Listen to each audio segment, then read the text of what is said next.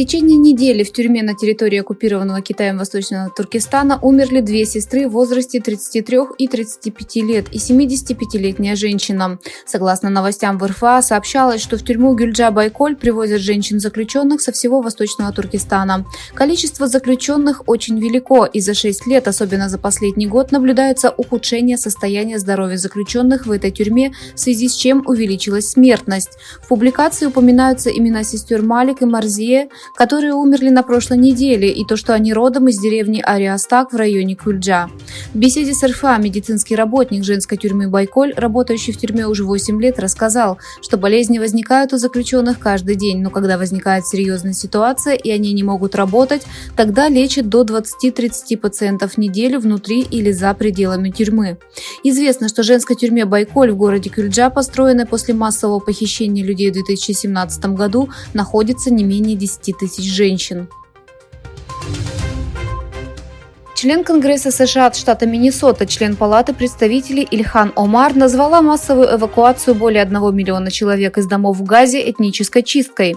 В своем посте в социальных сетях Омар раскритиковала требования Израиля о том, что более 1 миллиона палестинцев, проживающих на севере Газы, покинули свои дома в течение 24 часов. Массовое изгнание более 1 миллиона человек из своих домов за один день является этнической чисткой, сказала Омар, напомнив предупреждение ООН о том, что такая ситуация невозможно и будет иметь разрушительные гуманитарные последствия.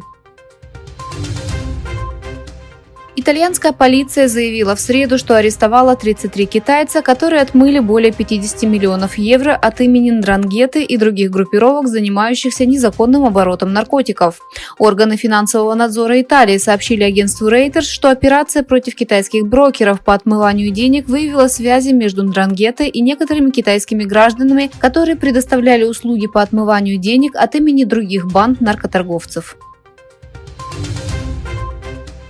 Южная Корея объявила, что протестует против действий Пекина, связанных с возвращением Китаем северокорейцев, нашедших убежище в Китае.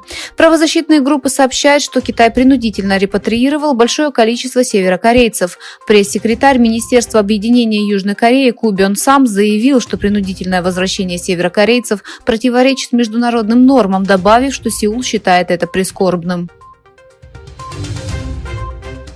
Министр финансов США Джанет Йеллен встретилась с главой Народного банка Китая Пан Гуншином. Йеллен и Пан Гуншин обменялись мнениями о макроэкономических и финансовых событиях. В заявлении Министерства финансов США говорится, что Йеллен, которая находилась в Марракеше, Марокко, для участия в ежегодных встречах МВФ и Всемирного банка, встретилась с главой Банка Китая в рамках продолжающихся усилий по углублению контактов с Китаем.